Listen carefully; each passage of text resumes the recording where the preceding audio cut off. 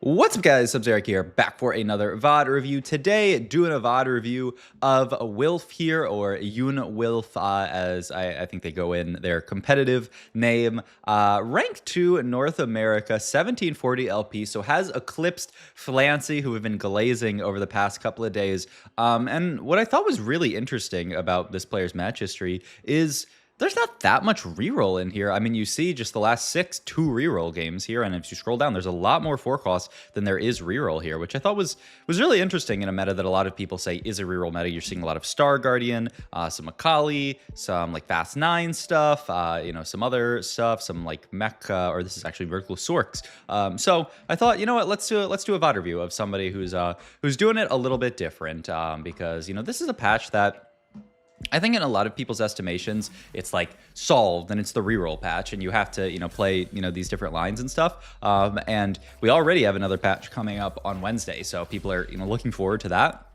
But I mean, this is something kind of that we talked about in the like state of TFT videos. And here, let me get these out of my team planner. That like, I do feel like if TFT patches were longer, we would get a lot more development of them, and they, you know, wouldn't be quite so solved, and we might see metas, you know, develop a lot more than they, you know, otherwise would on patches like this, where, you know, we get kind of some value, we gotta get some development, but not so much. All right, we power up the Kale, and we do find the over 9k here, so this is a great, you know, potential option for us. We don't know yet what our items are, though, so we're keeping it on bench in case we want to sell it here. I mean, get just straight up tank items, so we kind of have a lot of different routes that we can go in here, and so I mean, it's going to be determined by what we take here. Another one, Pandora's items trade sector here. I mean, I gotta say, I would be really tempted to just grab this this trade sector here and say, okay, we're playing Kale. I guess this player, Cheese is Hot, is a very scary potential contester for Kale. I mean, they already have a JG Snamble, and they have 4 Zacharies here, so maybe not what we want in that spot to play Pandora's items. I mean, aside from that, yeah, I mean, I still kind of like Pandora's just because we are only 2 components here, and we are going to grab this. Okay, so it is a Pandora's take here, and we are going to field the Kale. Well, okay, we're going to field the Kale for a second, but just sell that immediately, and we're going to field the Kog'Maw here. And so our kind of base case here, it looks like, is going to be some kind of Kog'Maw game. I mean, we're going to make the Spirit Visage here, power him up, grab Standalone here, and just have a really, really big Dr. Shmundo here. So, I mean, looking very flexible, our start, honestly, which I think makes sense from the perspective of, you know, somebody who, in a lot of his games, in a lot of his match history, is playing 4-cost lines, is playing 5-cost lines. You know, if you want to give yourself the best chances of getting into a really good line, then just, you know, play a flexible opener like this. We have Kog'Maw pair here now, which is, I mean, it's very expensive to hold on to, but you probably do want to hold it just because, I mean, a Kog'Maw 2 could make your early game insane. And we're also just kind of a million paired up here. Atrox pair, Gnar pair here. We also have the Neferi and the Zac as potential ins down the line, because obviously, you know, you can get the Atrox in and then start playing heavyweights as well. I mean, a Koboko would be great if we could find it. Rotate into this guy here with a pretty decent board here with the Koboko. We do send the bow onto Kog'Maw here. End up taking a loss here now, so it's not going to be quite an easy, you know, free like 5-10 streak here. We also, not even to talk about the 2-cost pairs, by the way, the Mundo and the Vi pair here. How many pairs is this actually? 4, 5 pairs, and a lot of them higher cost, which is crazy. And we're going to save the Chain Vest actually, so really investing towards tank items. I think that's actually a very interestingly played early game, because this is not how I would play it. I don't think this is how a lot of people would play it. I think a lot of people would say, I'm going to play towards Kog'Maw this game. I have Kog'Maw pair. I'm going to lock myself in to guarantee that I'm playing Kog'Maw here. But Wolf's not really thinking about that. I mean, keeping the bow open for potential Gwynsu's down the line. I mean, you can really play anything with these tank items slammed. We look for like a Gargoyle or a Bramble off Carousel here. We'll see. After we take here, I don't know. I love a Gargoyle onto super tanky units like this, and it looks like Wolf agrees. I mean, I was just going to do a check of the lobby and see what the kind of like damage profile is, if there's a ton of AD, a ton of AP, and oh my god, those are the hits that are going to make our early game a lot better here. So we're going to opt to even play 4 Jug here, drop out of the Lucha. Oh, he's even, yeah, going to consider doing this, dropping Kog'Maw to fit Lucha. I think this actually makes a lot of sense. Yeah, I really like this here. And I mean, this should stabilize our early game immensely. Also, this really sucks for this other person, Echo Salama Jamma. Interesting name. Who's trying to play Mundo reroll, but only has 2 Mundos, and we have 3 already. I mean, that sucks for them. But I guess, you know, it starts to come into focus like, okay, what are we actually playing this game? Now that we have all of these upgrades, we have Naruto as well. We're hitting everything. Can even sell off the Kog'Maw here, saying, you know what, there's better stuff for me to play here. I'm just going to play for this as my board here, which makes perfect sense. But what are we actually going to play here? I mean, I think there's two options.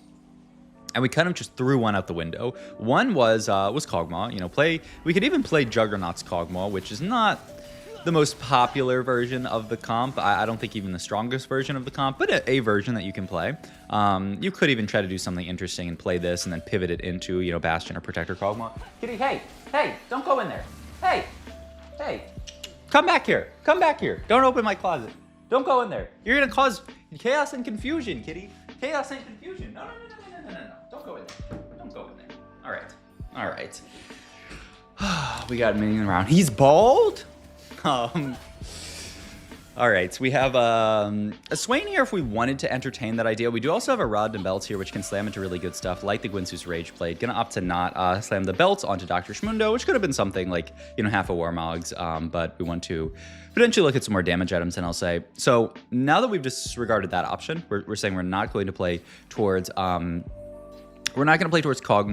We're probably not going to play towards any kind of reroll comp in this spot. I mean, there's still Jin Mundo reroll, but obviously we don't have any Jins yet, so that's something that, you know, if we natural some Jins, we could potentially look at. And there was a Jin Mundo game in Wolf's match history, so it's something that this player is definitely like open to considering, but you know, maybe not that excited about. Let's look at another augment here, and maybe this will give us some more direction. I mean, I love a quiet quitting here, actually. You know, Mace's Will, Evil Beyond Measure, they don't really give us immediate slams. I guess now we did pick up this glove, so Mace's Will into TG is actually, ooh. Now that we got this glove, I almost want to just take this, make TG on a Vi, and feel good about that. But quiet quitting's never bad in spots like this. We're pretty healthy, so we're not going to like lose a lot of HP.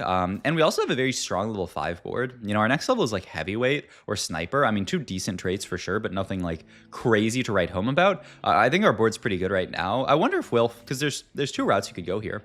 You kind of put on the pressure, try to play for Streak here, take Mace's Will, make that TG, or you could play it a bit more passively, say, I can play with my HP here and just take Quiet Quit and get the plus 16 here. So we'll see. I think both of these kind of give us direction into what we want to play here. So I'm actually really curious. And yeah, it is. We do have Thorn Plated as well, which is a good option if the lobby's AD heavy. Let's if he takes it here, we'll do a lobby scout. And I mean, honestly, I can pause it and do a lobby scout regardless. I mean, that person's definitely AP. This person, 1 AD. You're probably you. It looked to me like Yumi. So let's see. 1 AD, 2 AD. Nope. 2 AD? Can't be Thorn Plated then, right? I mean, to me, it's just Quiet Quitting in this spot then. But we'll see what Wolf wants to take here. I mean, really, the nice thing about Thorn Plated is a third item, but yeah, it is going to be Quiet Quitting here for Wolf. So I think this does make a lot of sense in the context of what we probably do want to play in this spot, which is Fast 9 Jugs. We have a 4 Juggernauts set up here. We already have all these 2 stars. Honestly, this Dr. Mundo is going to carry us to level 9. We really just need a backliner, and we can play around Dr. Mundo until, you know, stage 5. Maybe, if you want to be crazy, even like stage 6.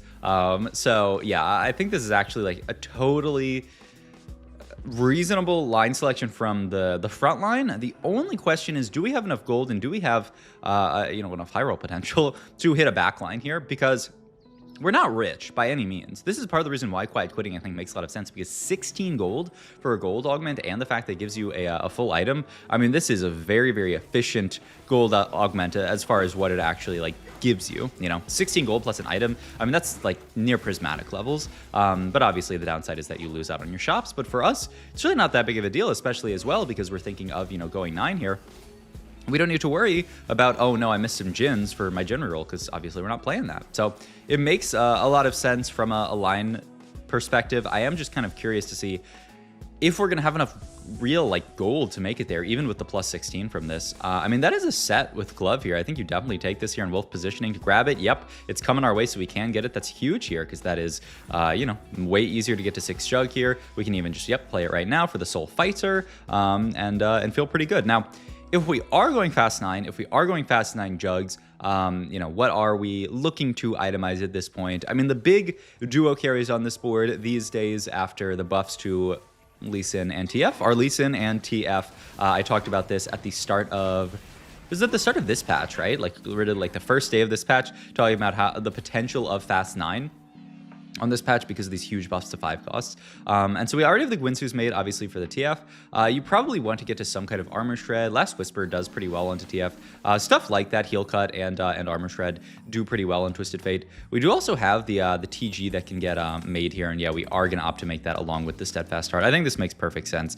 TG really, really good in Fast 9 style lines because of the fact that we have a lot of good units to itemize. We're going to have, you know, random 2-star. I mean, we're going to have Braum that we can throw a random TG on. We have Zyra that we can throw a random TG on. I mean, even if we don't get to Lee Sin items, we'll have Lee Sin that we can throw TG onto. Yeah, I mean, Fast 9 tends to love TGs just because you have so many high cost units. Usually your issue is itemizing all of them, like having enough items to put items on all of them, and so this makes a lot of sense here. We also Shadow Clone the Gnar, one of Gnar's best power-ups here, that we are going to lose this fight. And yeah, this is where the Fast 9 to me is like a little sketchy, where we're only 60 gold, level 7 here. We're not, you know, rich by any means. We're actually like almost a little poor here. The Quiet Quitting helped us a bit, so we're really going to need Econ last augment or to do a very slow Fast 9 here. So yeah, I'm curious to see. We hold the sword here. Don't make the second TG. That was an option. We do get GS, which is fantastic here. You do have Sunfire that you could make, but I wonder if we're not going to make that. Like, I'd actually be really tempted to not make Sunfire here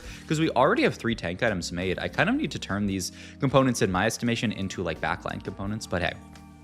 We do get 6 Juggin, which is a big spike here. We're 50 gold here. We're just going to be able to level up next round and throw something in. Random Volibear, you know, it wouldn't even be too bad here. Obviously, we can't play Koboko anymore on this board because we're playing the other Mentor in the Udyr here. Going to take a loss here, and let's see what we get item-wise. I mean, explosive growth sounds perfect here, right? This is going to accelerate us to level 9, give us the gold to actually reach there,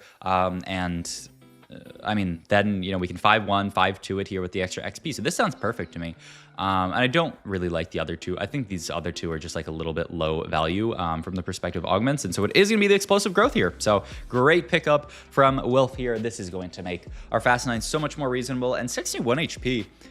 Oh, I mean, this almost looks a little sketchy to me. 61 HP here. But the upside, like I said, is this Mundo 2, I think, will carry us decently this stage. I think he will actually do a lot of work here. So we'll see. We'll see what we can do here. Rotate into Akali. We are not anti-Akali. We are actually the opposite. But we do have the anti-Akali that is... that is Luchador here, though. It is not anti-Akali enough for us because the Akali keeps the mark onto the Gnar, and so she just kills him. That's a 5-0 here. 61 HP. Drops down to 47. I mean, we won't die this stage, almost definitely, but if we don't get a win over these next 3 fights, it is going to be one of those just one life Fast 9 pivots, which I hate this set because of how difficult it is to do a full board pivot this set. One of the things that, honestly, I am excited for next set, Sec 16, is not having to do these giant pivots and have to put all these fruits down in one fight, because that has just been so difficult. Also, this is not... I was saying, you know, if it's a win, we'll feel good. This is not close to a win. This is a 7-0, down to 32 HP. Like I said, it's almost impossible for us to just straight up die here. That is a Lee Sin on Carousel, by the way, so that is a little bit of something that we can be excited for, but still very scary. We're holding onto this bow onto the Gnar, who's eventually going to be the Twisted Fate, for the idea that, like we talked about, these like heal cut, these type of items are really good on him. Though, to be fair, I wonder if we'll actually see no heal cut made from Wilf, because Noxious Trap, baby. Noxious Trap is an augment that you can go for and feel very good. And yeah, I mean, he's got the glove open. We'll see if he wants to make LW here, but it kind of looks like he doesn't care for it. So yeah, looks like he is just thinking of that Noxious Trap. Dude, it's another fight where our Gnar gets blown up in 1 second, so we're going to kill like nothing here. At least Lee Sin's going to do some damage, but Wilf is playing it really risky here. 18 HP, and we got one more fight that we have to live through. Obviously, we can't level this round, so it's going to be a lot of gold here. Where's my kitty going? Okay. We're going to have a... Oh, wow. We leveled here just so that we don't die straight up. Wow. This is crazy.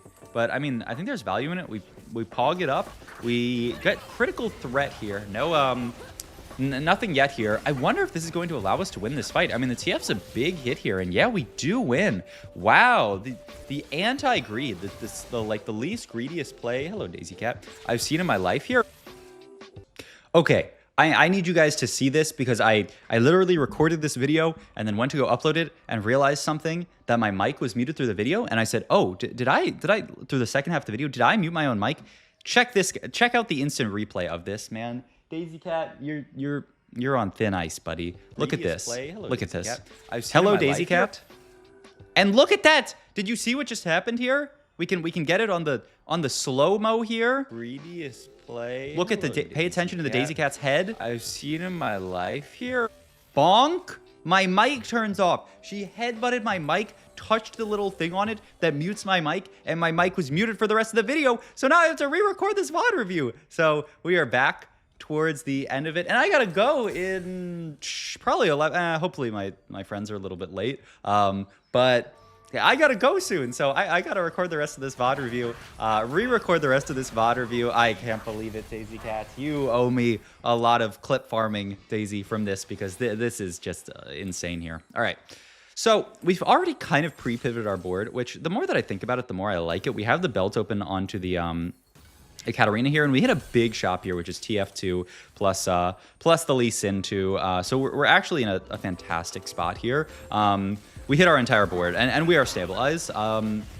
This board, if you can make it to your 2-star 5 cost, does stabilize, hard enough that oftentimes you are going to win the entire lobby, and Wilf is certainly on that path here. The more that I think about it, the more I do really like that kind of anti-greed play from Wilf, the 4-6 pivot it was, as opposed to waiting all the way until 5-1, because we were 18 HP. We were certainly going to lose our fight carrying Gnar. I mean, the difference between carrying a Twisted Fate and carrying a Gnar is huge, and it allows us to kind of make this pivot a little bit more slowly. If we don't get all of our items, all of our power-ups down, we can do it over a few rounds instead of just over one full round. Because, yeah, like, if you cannot do your full pivot on 5-1 in this comp, you will just die. So I actually really like the anti-greed there, and we had enough gold to make it, certainly. Like, we found everything 2-starred, and the board is looking obviously fantastic here. Also getting TF in for an extra round gives him an extra round of that Rogue Captain, where he can start, stacking these. This is like the worst one. Crew members gain 60% permanent HP. But, the one where, TF gains like 15 AS, that one is obviously like kind of huge. That is like a small portion of an item, but, a small portion nonetheless. And so, hitting something like that is huge.